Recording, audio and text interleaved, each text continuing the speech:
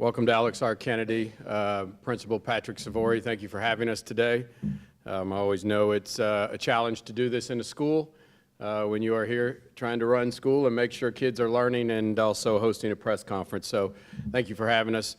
Thank you for Board Member Chris Brady for being here this evening and all our principals. I'll introduce them in a second. I'd also like to recognize our education beat reporters. So the Warriors that were with us last night until after, I think, about 10 o'clock, and then are back here this morning. So thank you for sticking with us through all of this. We appreciate you most of the time.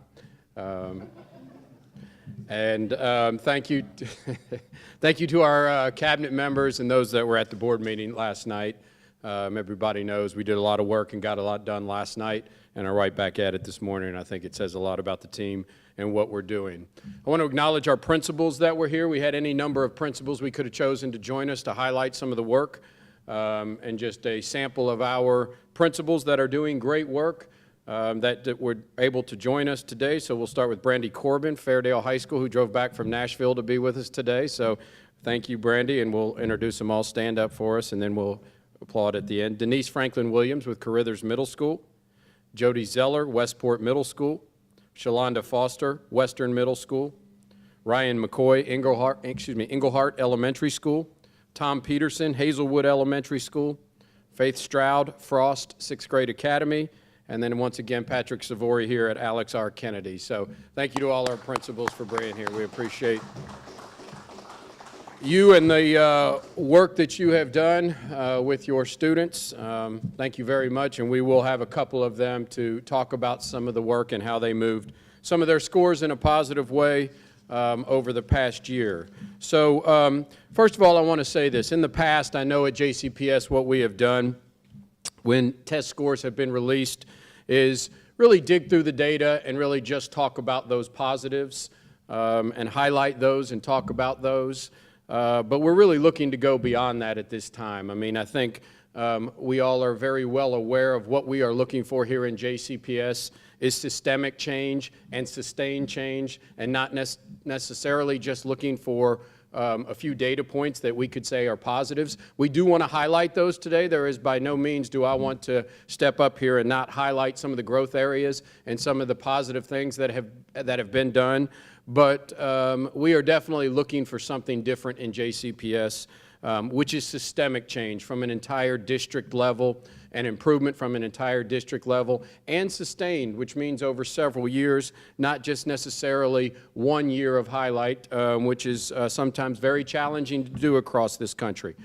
But as I start, most importantly, what I want to say is I really want to acknowledge the work of all of the educators in this district throughout the 17-18 school year and what they've done to start this year. I know from being in a school less than a year and a half ago, when you get test scores, sometimes you feel like those individual scores can define the work and the value that you have, and that's from a principal all the way, our teachers and all of our educators, and we think we can define the work based on one test score. And make no mistake about it, student outcomes and test scores are important. There is no doubt that we need to focus on that and improve outcomes.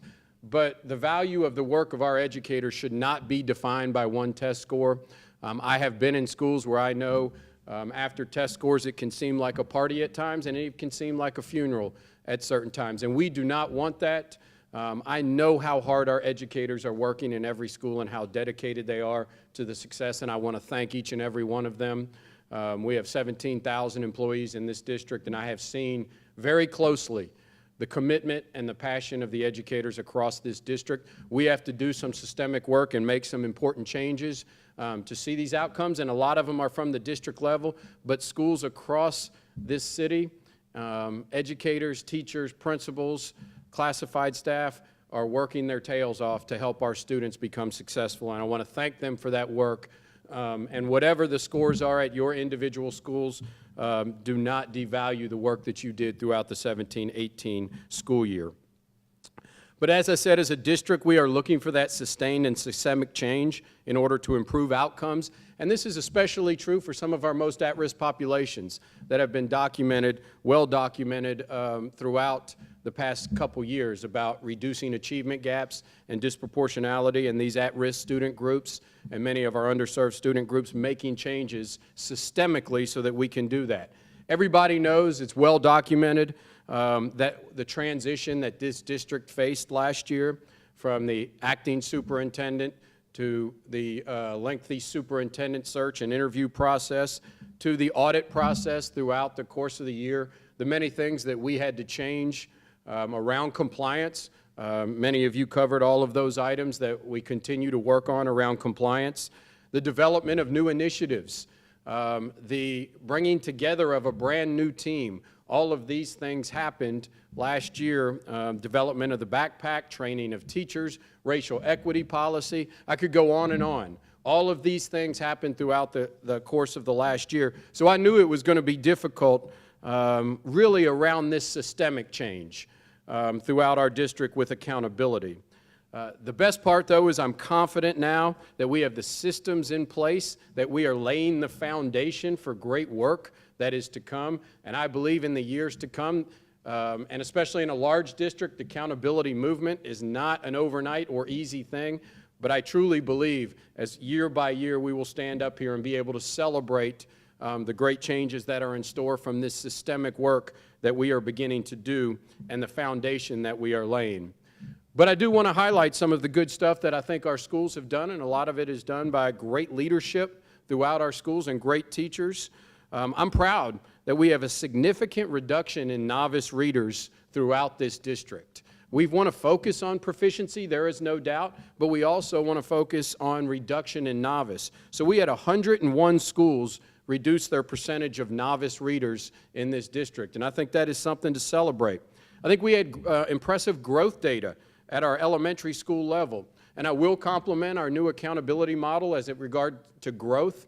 And so growth is one factor, moving students forward from where they scored last time to where they scored this year. And I know it's a complicated measure in many ways, but our growth at the elementary level, which is taking a student where they are and moving them forward, was above the state average when it came to elementary school growth. And quite frankly, it kept many of our elementary schools away from that CSI status because of that growth indicator, which is a real positive.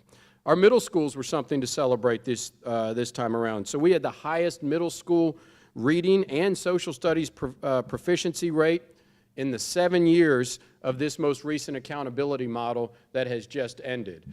So the highest reading proficiency of any middle school year we've ever had. So we're proud of that work, and highest graduation rate in our district's history. So there is no doubt that and many others, there is room to celebrate when it comes to the progress that is made, especially around reading at elementary and middle school. We're seeing some positive results there. When it comes to growth in middle school reading, we think a lot of that is around our MAP assessment, and that will only be enhanced this year. Some of the things we know we have to improve, and I will stand up here, I've said it from the beginning.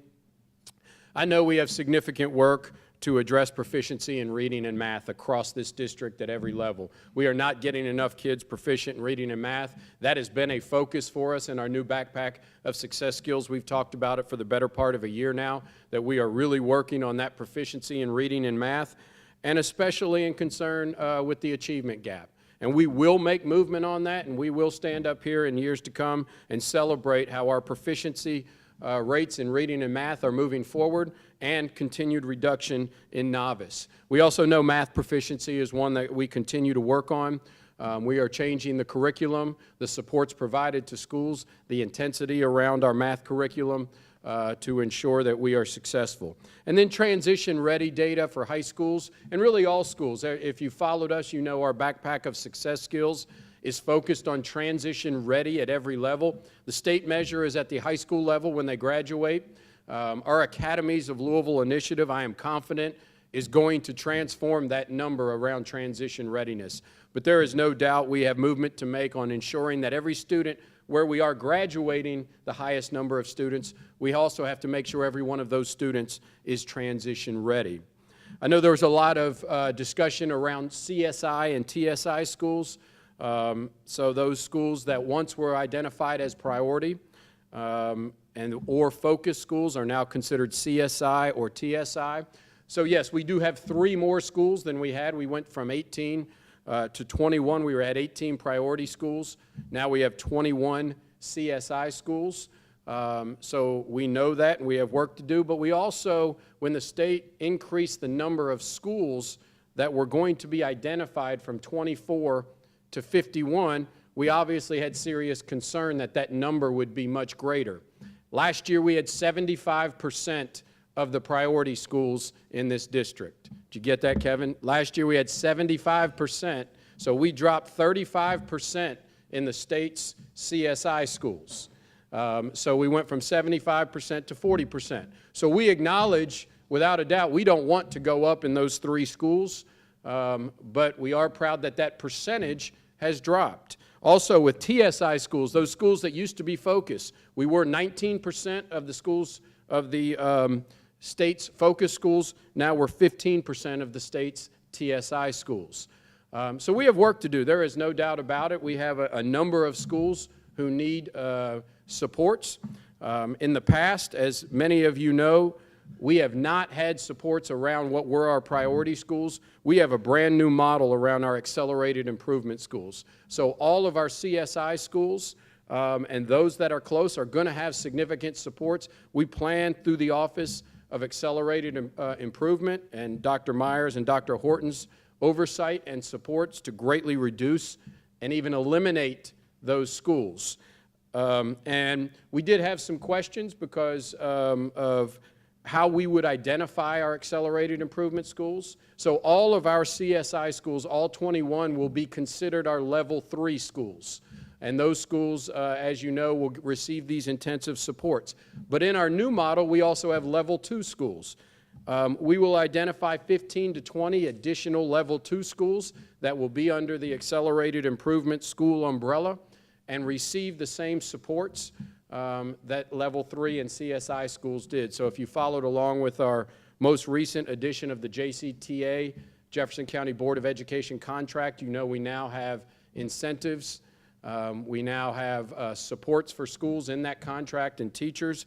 Those supports will be available for all level 3 and level 2 schools. And we will identify level 1 schools who won't get those supports but will receive additional oversight. So we will have about 35 to 40 schools who will receive that support through the contract that was well documented throughout the summer. Our goal is to reduce those numbers drastically over the coming years.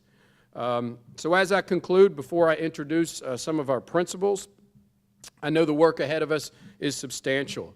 We have 2 major fronts we're working on. First, the corrective action plan, making sure that we are all in compliance with all state laws, regulations, the things we have to do, and making substantive changes in those areas, but also, and most importantly, is improving student outcomes. So I'm confident we've laid that foundation. As we know, it's been a challenging and difficult year, but I'm very pleased with where we are as a district as far as moving forward.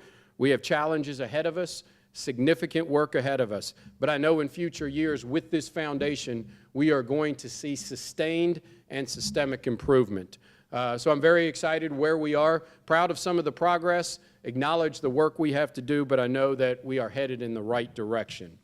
At this time, I would like to introduce a couple of our principals who will come up and say a few words about the work that they did at their school. So first of all, I would like to welcome one of our middle school principals, Faith Stroud, from Frost Middle School, to provide some words. Thank you, Faith.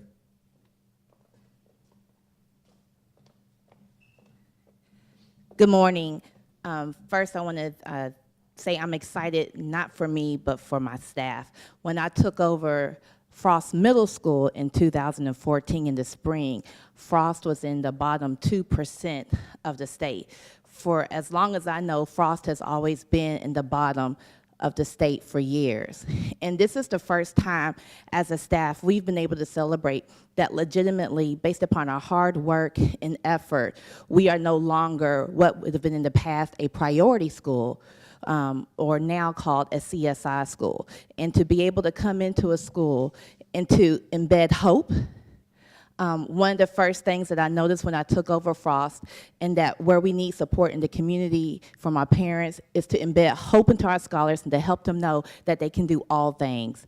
Scholars need to understand, despite your circumstances, where you live doesn't dictate who you are, but through hard work and effort, you can do great things. And every day that we're in the building, we tell our scholars that they can do great things.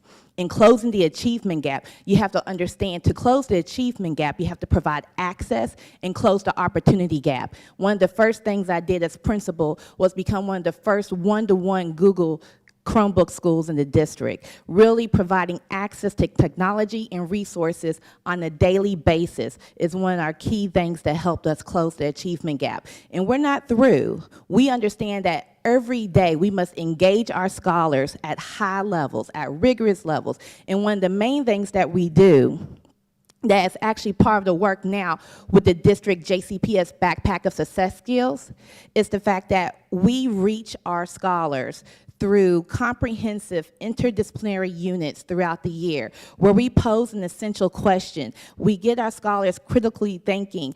We have every subject area, music, science, art, math, language arts, they're all connected to this unit of study to make experiences meaningful, beyond the textbook, but hands-on. We're really excited about the work that we're doing moving forward. When I first got to Frost, kids didn't carry books, materials, but now I challenge anybody, if you were to come to my school, you would see scholars proudly walking around with their course materials, proudly walking around with books that they're reading. At a minimum, within school time, they're reading at least 7 novels every year. I use Title I funding to support the scholars in their reading efforts. Every scholar is giving a copy of their own individual novel for every book that we read throughout the school year. And it's also systemic because now that's also a book that they get to take home and share with a sibling to help build a classroom library. Because we have to understand, to make change, it's not just about impacting our scholars, it's about impacting the household, furthermore, impacting the community. Because here's one thing I know, we are not the Frost of yesterday. We are the Robert Frost 6th Grade Academy. In partnership with the community, we empower our scholars to be 21st century leaders who soar to new heights. Every day is a new day to make a difference in the life of a scholar. My North Star, when I come to work, we save lives. And I believe that. I support the vision of Dr. Polio. I believe that we will make a difference. Hashtag Miracle Middle Schools, because failure is not an option. It's just results. We don't make excuses. And I'm excited to continue this journey. My staff knows we're not stopping. We still have growth, and it's a daily journey. But I guarantee you, just like every other principal in Jefferson County, when we walk through that door, our kids, that's our work. We believe in them, and we appreciate the fact that the Jefferson County school community believes in us. We couldn't do it without y'all. Thank you.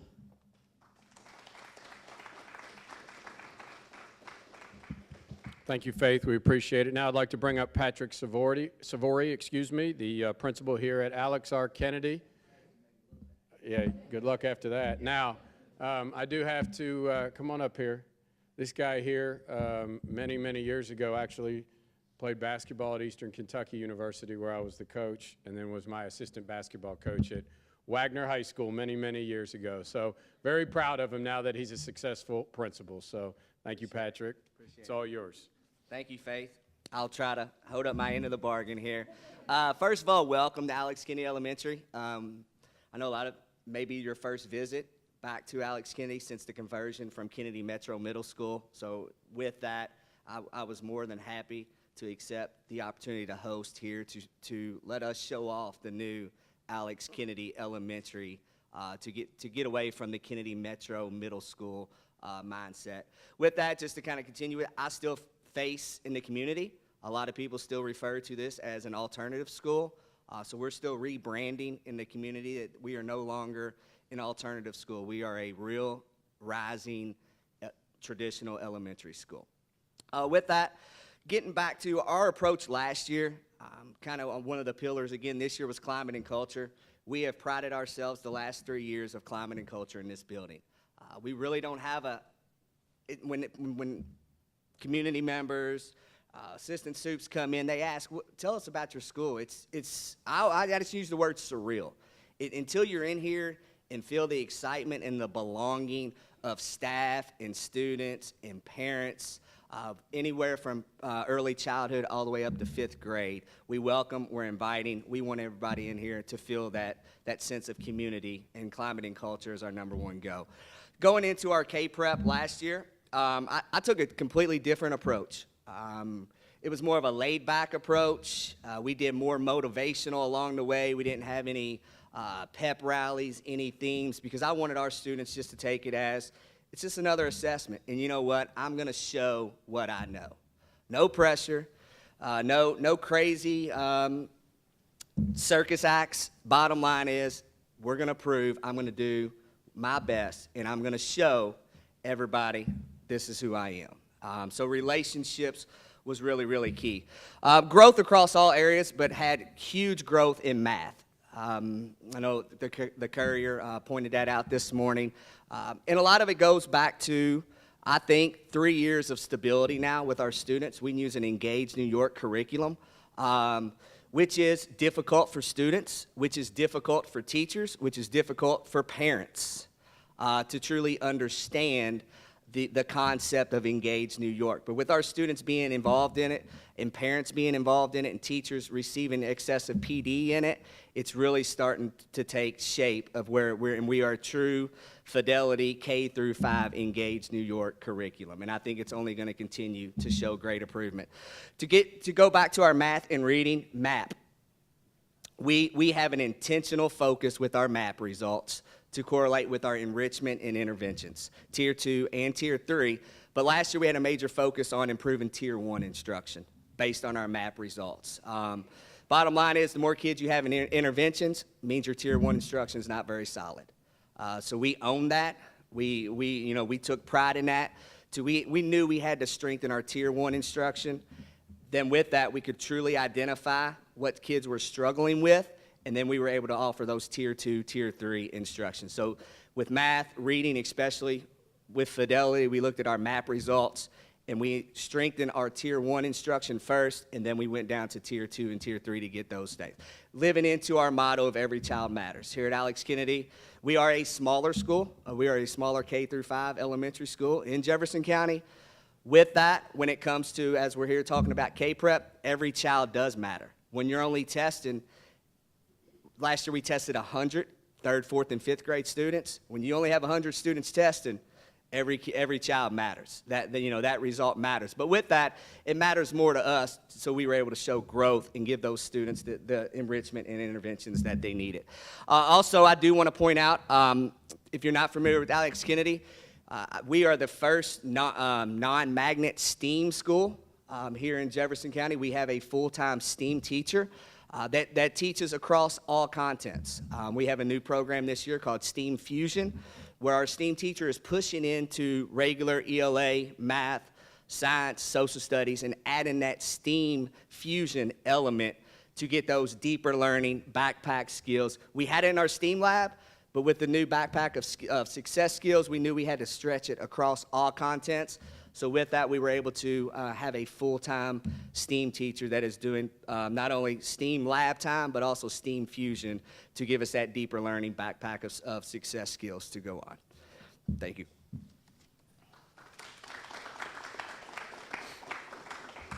Thank you to our principals once again. For those that are wondering, I know you've heard MAP several times. One of the things that we changed last year was to ensure that every single student was being measured on their progress throughout the school year. So accountability scores at the end of the year don't provide the data of an ongoing for teachers in the middle of the year. So we needed to have a system where we could provide assessment of where every student is in math and reading 3 times a year, so we could measure proficiency and growth. Most importantly, to take that data and change instruction, provide interventions for students that need it. So for our principals, I have said the most important data in their hands right now is not necessarily this accountability data, because that's over with. More importantly right now is the MAP assessment window data that just closed.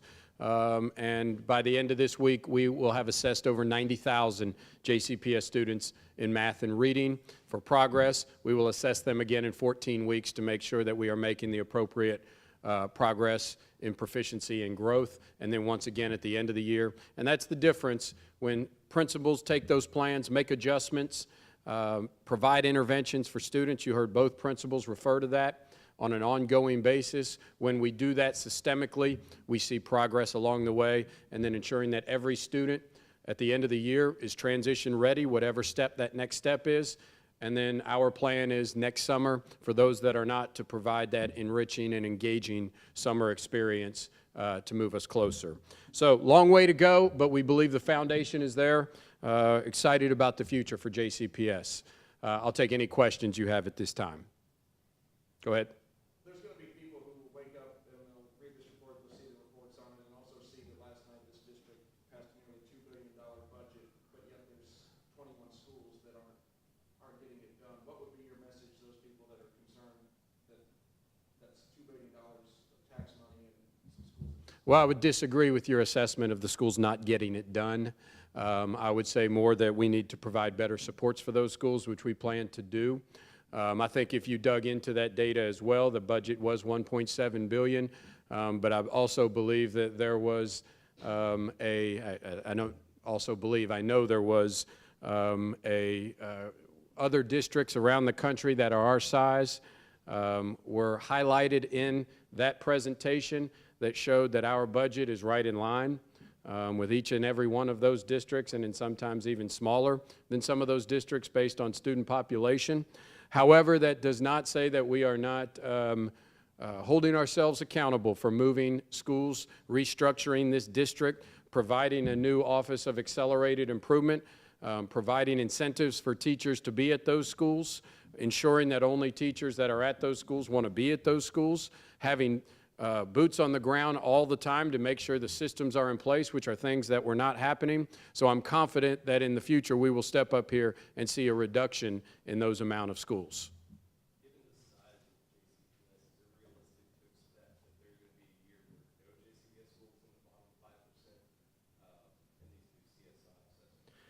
Well, definitely, Kevin, that's an ambitious goal without a doubt, and I don't know the answer to that. I mean, there is no doubt that there are challenges that we face that many other districts might not have similar numbers. It's well documented. We have 13,000 ECE students.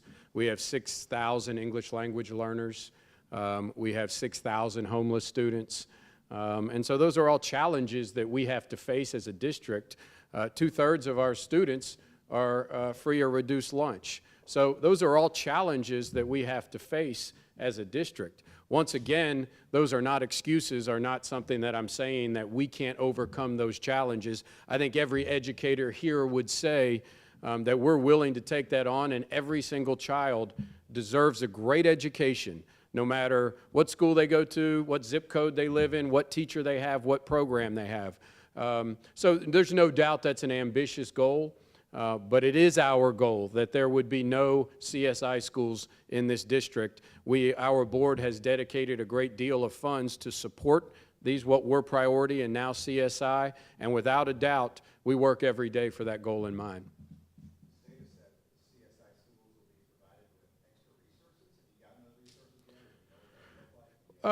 Not exactly. You know, I mean, we had the resources on our 18 priority schools from the state. I think what is different with the resources is we are working very collaboratively with KDE and their resources. So Dr. Foster at KDE would send her team in to support schools. And so I was in a priority school at Dawson. I know some of those supports that were provided. And it's additional leadership supports, it's additional supports around reading and math. Those haven't been defined exactly by the state. I think we'll find out those in the next couple weeks. But most importantly, when we developed our Office of Accelerated Improvement, we looked for other districts that were doing this right, and we found, as I've said many times, Miami-Dade. We focused our model after the Miami-Dade model, which is working with the state. So we all come in together. Dr. Meyer and Dr. Horton's team to support the schools, along with the state working together to support it. So it's not two different entities coming in providing support, but it's one big safety net. And yes, more accountability for these scores, or excuse me, for these schools. So we will be working, I think, much closer than we have ever worked as a team to bring these schools out of this CSI status.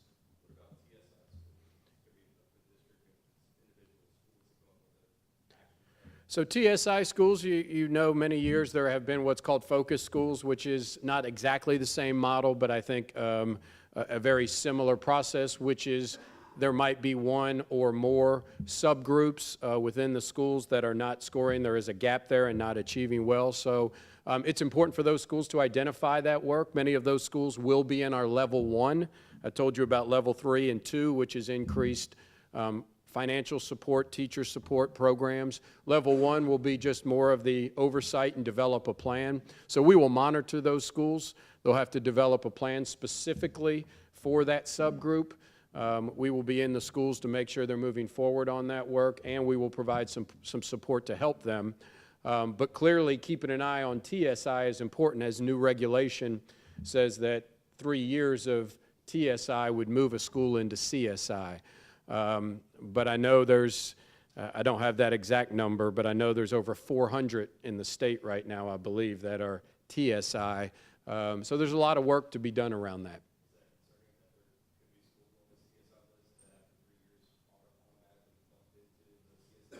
Yes, very concerning. I mean, it's something that we will be watching closely and ensuring progress, especially through our interim assessments like MAP. And as we move forward, that has to move. So, yeah, that's a concern.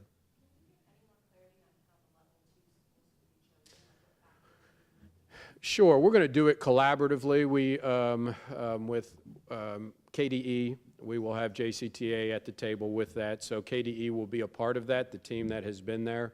Tim Godby is a resource from KDE that's been in our district for several years and worked with our team on this. But now we have obviously a much more robust team working on this. But what we want to look at, first of all, there were some differences in level 3, as you've probably noted, some that weren't expected, some schools that were not on the list because of growth, which was a very positive, and they should celebrate that. However, we want to look at schools also that might line up in the bottom 5% for proficiency only, and make sure that those schools have the support they need. This isn't about a gotcha. This isn't about try to punish you. What it is we want to make sure we get schools out of CSI, and then any schools that are probably close to that range, based on proficiency data, we want to make sure that we provide the supports. So we bring schools out of CSI and no more go into it. So it wouldn't do us much good to have 2 or 3 go out and 2 or 3 new come in. So our goal is to reduce that number and make sure that we identify those schools that would be closest to being CSI. So we plan in the next 2 weeks to have that full list of schools and release that. Dr. Lewis, in speaking with reporters yesterday, kind of assessed this as not a lot of positives, and for the last 5 years, the results have been kind of flat across the state, but you listed a lot of positives, a lot of things that are changing the district. What are you doing that seems to make JCPS, at least in the sense of Dr. Lewis's analysis, an anomaly? Well, I'm not so sure that I would disagree with him in that we have to move the data, and I think I said, you know, the same thing. Once again, we had some things we want to highlight that are things we should celebrate and highlight for our schools. But there is no doubt at all, and I wouldn't hide behind anything that says we have to make significant movement too. You know, we have to move proficiency rates in reading and math at every level. There is no doubt about that. So in that way, I would agree with him. We have achievement gaps. We had a couple areas that I think we saw some decrease in that, an area or two. But overall, that's a major issue for us. We've said it many times. So I'm not going to hide behind the fact that we've got significant work to do.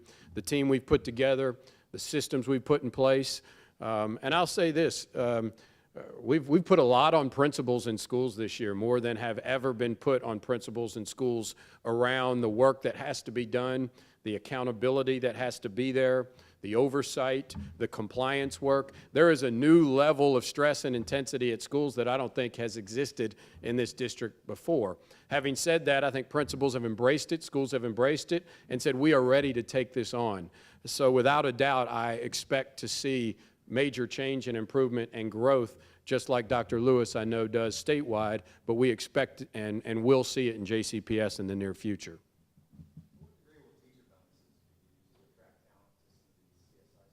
It's in the contract, so those schools that are level 2 and 3, each of the teachers over the course of the year, I believe the number's $1,400 in incentives.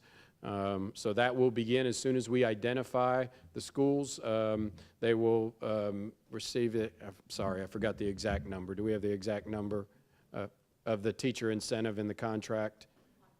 Okay. I believe it's 4 payments of $400 each for each. I'd have to get that exact number.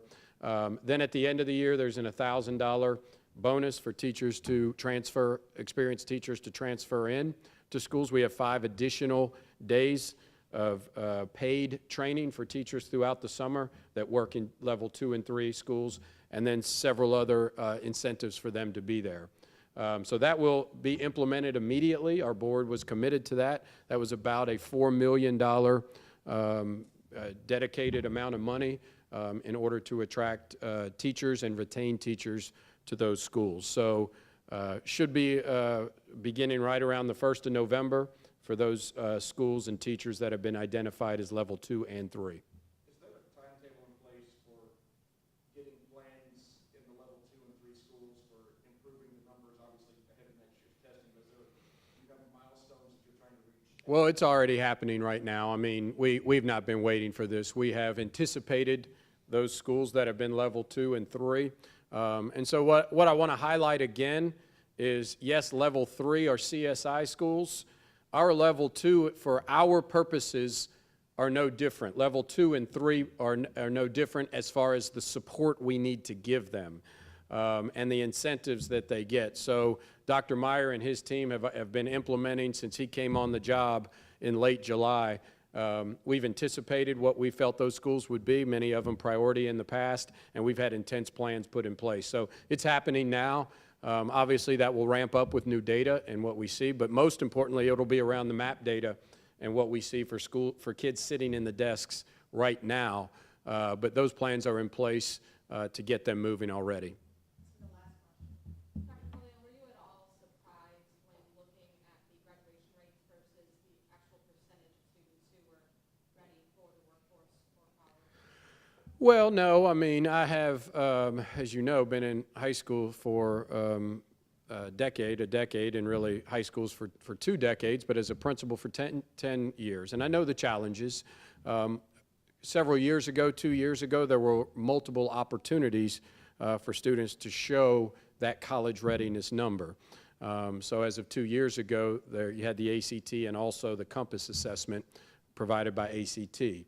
ACT no longer gave the Compass, so that went away for students. So then the only way to show that academic progress was through the ACT. So I wasn't surprised to that. I know we have some work to do on that. I am hopeful, though, with transition readiness and the academies of Louisville. I have always been passionate about student engagement, students being on pathways that relate to a career, certification for students, apprenticeships and job opportunities for students. And so I think in the new accountability model, you will see those opportunities. In the Academies of Louisville model, that is exactly what we are trying to do, which is to have every student meet the academic benchmarks and also every student have a pathway, a certification, college or dual credit hours.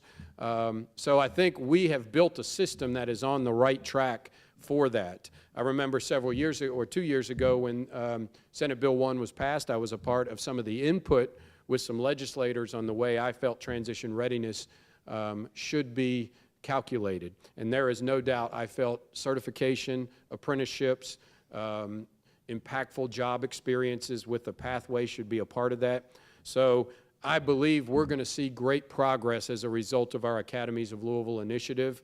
and that gap between the graduation rate and those that are transition ready will close quickly. So thank you all. We appreciate you being here.